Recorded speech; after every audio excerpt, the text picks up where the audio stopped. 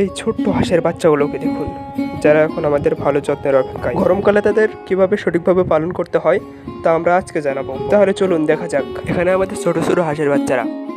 গরমকালে বাচ্চাদের বিশেষ যত্ন নিতে হবে, কারণ অতিরিক্ত গরমে বাচ্চারা তাড়াতাড়ি ক্লান্ত হয়ে যায় এবং পানি শূন্যতা হতে পারে। তাই গরমে বাচ্চাদের নিয়মিত পরিষ্কার এবং ঠান্ডা পানিতে রাখতে হবে। বাচ্চারা পানি পছন্দ করে এবং এতে তারা স্বস্তি পায়। এছাড়াও বাচ্চাদের প্রতিদিন পর্যাপ্ত পরিমাণে পানি খাওয়ানো গুরুত্বপূর্ণ, যেন তারা সুস্থ থাকে এবং দ্রুত বৃদ্ধি ঘটে।